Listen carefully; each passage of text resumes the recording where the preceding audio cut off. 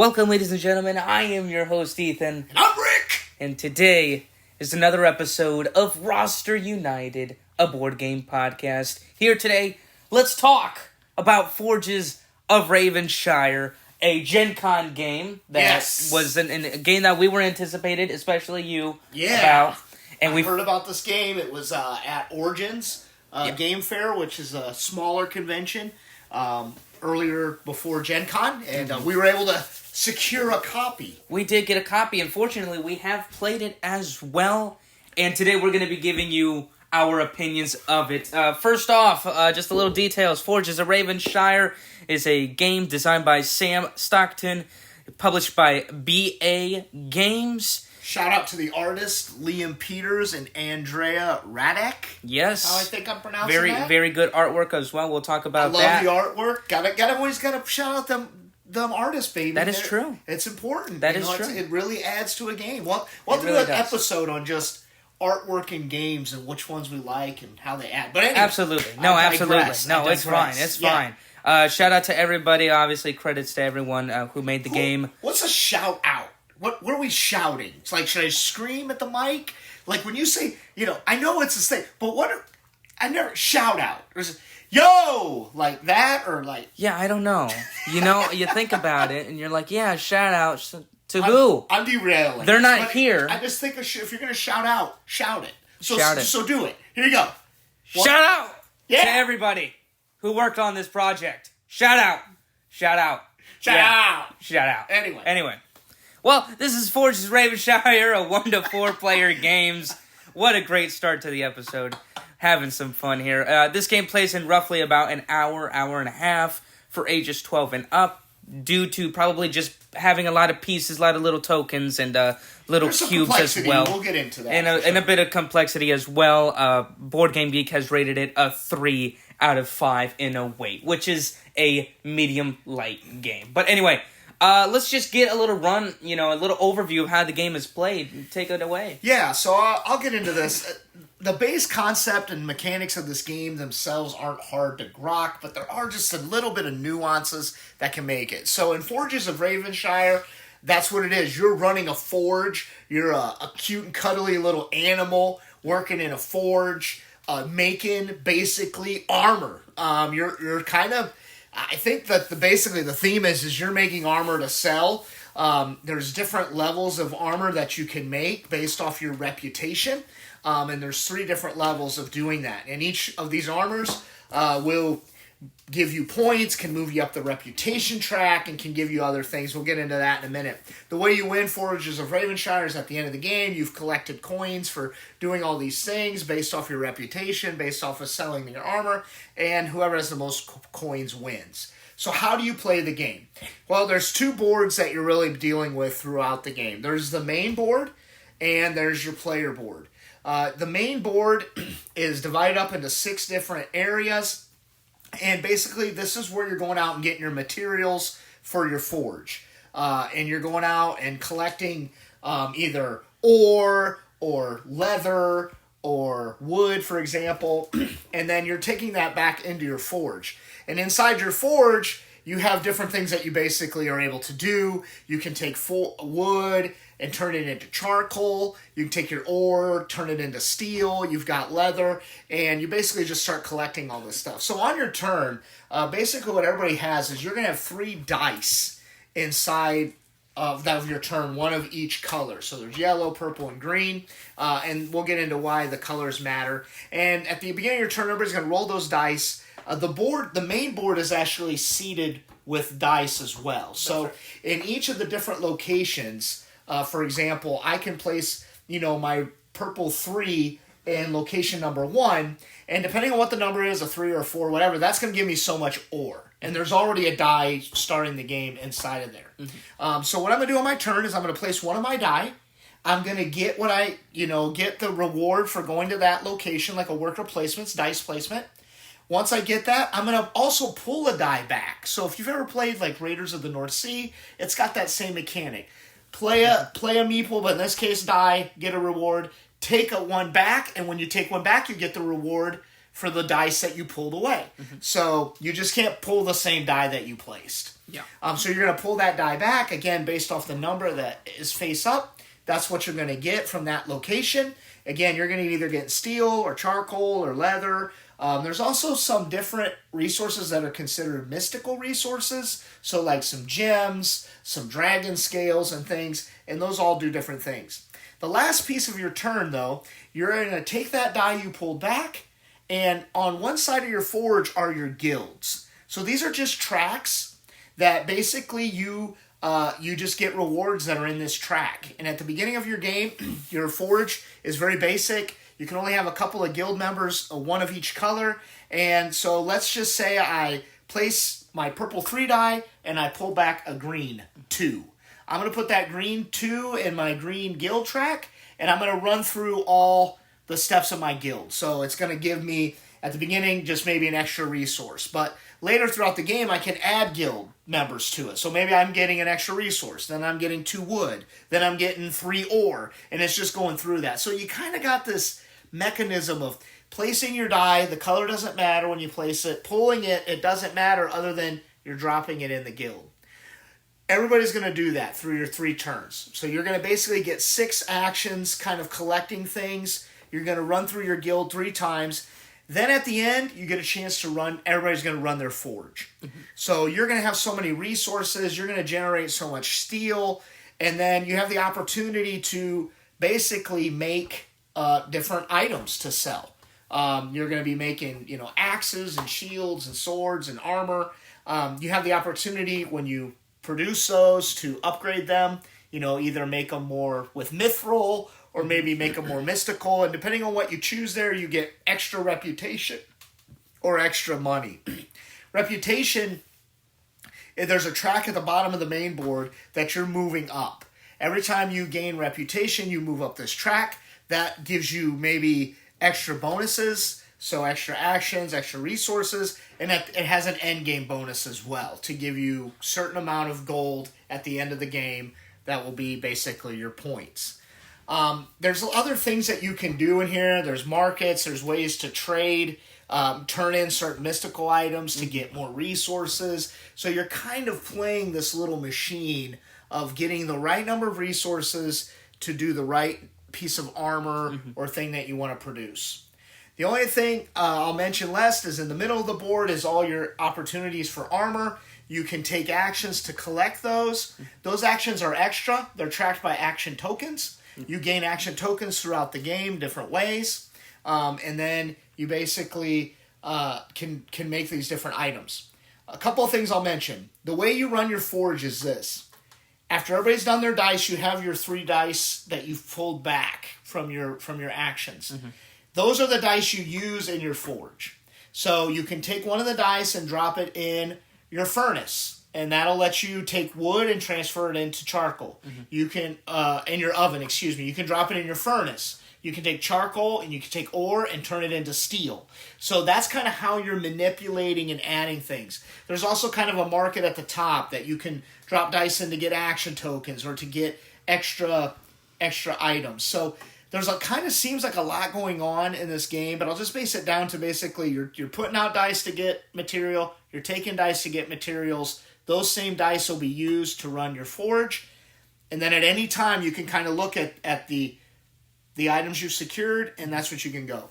As you move up the reputation track, your reputation does increase as well, so you're able to craft better and better armor that's worth more and more points, more and more reputation, and that's kind of the end of the game. It's kind of a crazy rundown a little bit, but hopefully you get a feel for what it is. It's basically dice placement, and you're trying to basically collect resources and transform those resources so you can build things. Anyway, what are your thoughts on the game, Ethan? Did I miss anything with that kind of rundown? I don't think so. I think you really covered it really well. And what I think about the game personally is I think it's very fun. There's a lot of very deep strategy into it, right? Because when you start the turn, when you start the round, you grab your 3 dice and you roll them, and then that's the numbers that you stick with. And even if you might say, well, maybe this isn't the best roll, you still feel like you're getting a lot because you can take another die off another location, and maybe that number on the die is pretty high. So you can always kind of feel like you're getting what you need at that moment. I like that. Really, you can't really block anybody from a location, right? Even if a location can fit 2 dice. So maybe on my first die, I can't place it there, but I can always take a die from that location and get the rewards on it, so I don't always feel stuck, which is a problem sometimes with a lot of other worker placement games, that's out there. This one does feel like it. I like, though, the different change of it, like Raiders, right, where you place it, but you take back, your stuff. I really do like that. I like also that when you're taking the die back, you're not just taking the color on the track to get you more rewards. You're also getting that die specifically for its number as well. Because depending on how high that number is, you can get more steel, more charcoal, or you can get more rewards on the top of your forge on your player board. So there's a lot more deep strategy, really, underneath it all. It seems, once you play a couple of rounds, it really seems basic and simple.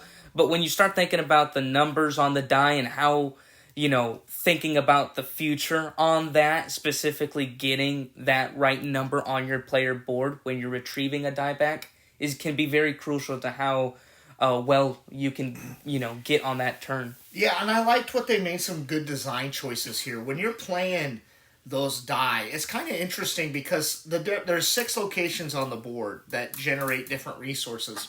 Some of the locations give you more resource for lower numbers, and some give you more resources for higher numbers. Exactly. So like you said, it just depends.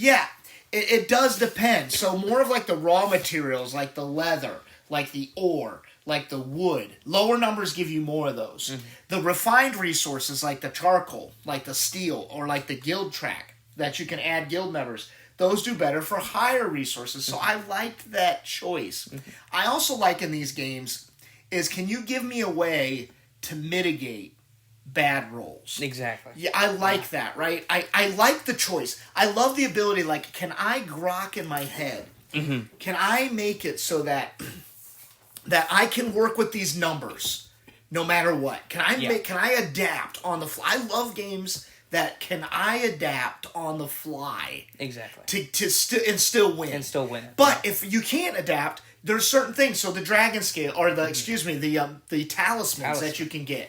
Mm-hmm. You can turn those in to change a die roll, up 1 or down 1. Yep. So if you got a 3 and you need a 4, you can spend a talisman to do that. Yep. But you can also spend those talismans in other ways. Some armor requires that, especially the higher end armor requires those talismans. Yes. So it's important to not waste them if you can, but if you need them, you got them. Yeah. And I like that about the game. Like you said, you're never really stuck, and you're not even just stuck with a bad die roll. So I really enjoyed that piece of the game. Yeah. I also liked that, you have the 3 tiers of types of armor you can do. You kind of have basic, middle, and then the enchanted. I can't remember what that 3rd level's called of the cool item, right? Instead of just hammer, it's like dragon shield, or it's like the divine wrath, axe, and things like that. They have these cool names. It doesn't take hard to get up there. You got to get to like level 6 on the reputation track to be able to do those. So you got legendary, common, exceptional, and legendary. Legendary. But to get to those, you don't have to necessarily go way up high on the track, and I kind of like that choice. I like it, but for me, I feel, in order to get that legendary contract or to do the legendary weapons, I would like it to be more of a challenge. I don't want it to be that easy to get the contracts, but I get it too. But I think the that balance... getting the material, it can be sometimes very hard to get. So that's why they put the in order to get the legendary stuff in Reputation 4, which is easy. That's something anybody can get in the game. I mean, 4 Reputation is nothing. 4 Reputation is nothing. But like the you material. Said, just because I am able to make them, so just to give you an example, to do one of the shields in the basic tier, you need 2 steel, 5 wood, and 3 leather. But in order to do one of the ones in the legendary, I need 6 steel, 11 wood, 7 leather, and 3 dragon scales. So just because I can do it, the ability to collect that is a lot. That is a true. lot. But I do like that. What I also liked about the game, too, was that getting material didn't seem to be as much as a problem as I thought it would be. It is hard to get a bigger number of those materials, but you can still have the leftovers of the previous round. Playing this game, I think I had maybe one time where I really just couldn't get maybe enough wood or something like that. Charcoal, I hardly used charcoal in the game. You need charcoal to make steel. Yes. Is where the key comes in. And I think what's cool is, at the beginning of the game, you don't have a lot of resources, and you don't have a lot of money. Yeah. The only thing I would say is kind of some of the choices. I don't know how you can win the game without upgrading your forge pretty quickly. And maybe that was just because a couple times and we need to try it. But, you have the opportunity, the ability to upgrade your stove. Yeah. So, for example, in charcoal, you can put a die in your stove. And if that die is a 1 or a 2, you're able to basically, no matter what your stove is, you're allowed to convert 1 wood to 1 charcoal. But you get bonus charcoal depending on what number's in your stove. So you could get 5 charcoal out of that. Mm-hmm. Or steel. You got to take 1 ore and 1 charcoal, and you can turn up to 8 of those pairs in for 8 steel. You can get up to 5 bonus steel, basically, depending on the number that you threw in. So, and then you pay 2 action tokens in a coin, and then suddenly, that 1 or 2 on the stove instantly turns into that 1-2 dice result is a +1 steel. Now, if you upgrade it with that, you get +3 plus the 1 additional one up here, right? So that's 4 already. Yeah. So if I'm doing, let's say, just to clarify it for the listeners, right? I might be turning in 2 charcoal and 2 ore. I'm going to get 2 steel, no matter what. Yeah. But depending on the number of that die, I'm going to get an additional 3 steel, maybe. Yeah. But you know what? Right. At the beginning of the game, that 1 coin or that 1 action token, that costs you a lot. Yeah. You don't have a lot to start. Then you start with like 2 coins or 4 coins in the game, and that's it. But this was one of the first upgrades I've done. We both really did in the game, and if you have a 5 or a 6 on the steel stove, you get additional 4 if you place a die there with that number. So it's definitely worth paying that if you can get it. I know it's tough, but really you're getting a lot more material than just trying to squeeze out, in 2 rounds. You can get a lot more. You're getting an extra 2 or 3 charcoal or an extra 2 or 3 steel, and at the end of the game, that adds up. I mean, really does. There was some choices at the end when that last round. We probably should walk through that. So after you finish your forge, you basically you'll have 3 die that you use to do your forge. You're gonna re-roll those die. You're going to re-roll all the die that were out on the board. So the board might end up very lopsided. You might have 2 die in area 1 and no die in area 2. You're going to re-roll the 6 die that end up in the board, and you're going to put 1 back in each section, and you're going to move forward. And then you're going to move on to the next season. Mm-hmm. So there's 4 seasons in the game. You start out in the spring, and you go all the way through the end of the year. At the end of 4 seasons, or 4 rounds, basically, whoever's the most money is going to win that game. It goes by pretty quickly. I'm not going to lie. It does go by quick once you grok kind of what's going on. It's a little tricky at the beginning. Yeah. Like you're putting a die, you're taking a die, which is fine. But then you're dropping the die in your guild track. There's a lot of little things. But I felt the graphic design, once you understand it, the graphic design, you almost don't need the book anymore. No, at all. It's right there where you put a die in a slot. You know what it does. You have the market, which is just, you can do that action anytime for free. That's just letting you take, hey, I've got too much steel. I want to convert 3 steel into a charcoal. You can do that. Or I've got 3 dragon scales. I need a mithril this turn in order to complete this. I'm going to turn that in. But I think you upgraded the market. Is that right in your game? Yeah, that made that transfer, or what do you call it? I guess the exchange rate on those was better. The exchange rate was better, but not just that, too. It was also you gain a reputation when you upgraded that. So at the end of the game, it was literally like the last turn, and I decided, well, I need to get... Because depending on where you land on the reputation is how much money you get. So if I get to reputation 13, for example, which is the last reputation spot on the board, you get 26 coin.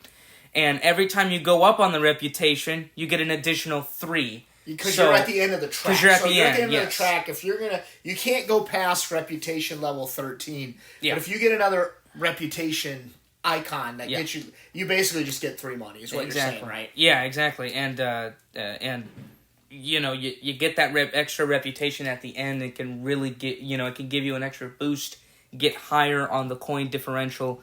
And it's just, it's great. I really do like that. I did like that. Another thing we probably should mention that can add some replayability to this, obviously with the dice rolls, that's going to make it a little bit replayable. Mm-hmm. The other thing that we played with in the first game even is you can have starting helpers, per se. Yeah. So these are basically just player powers at the beginning of the game that you can have. So, for example, my player power let me... Every time I forged a piece of armor or a weapon, I got 2 extra coin, no matter what I made. Yeah. Unless it was a legendary, I got 3 extra coin.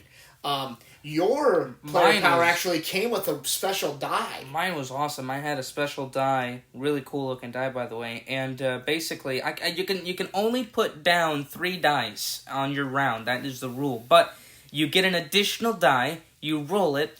And if you want, you can place it in a location and get double of what you would, originally get. So, die, and it was a black and white die exactly. outside the color. Yeah. But what was cool about that is when you placed it, you get double. I could try and take it and you could back, take it. That's right. But you were playing the game of, I was first player for one round. You were going to be first player the second round. So you'd wait to play that die at the end so that when you were first player the next round, you could take it back before I had a chance to use it. Exactly. Which I thought was really a cool choice in the game. Yeah, it was really neat. And what's also cool is that once you place it there, again, remember, when you take that back, you're also getting the rewards. And with that special die, again, it's just for that special, rule, that special helper.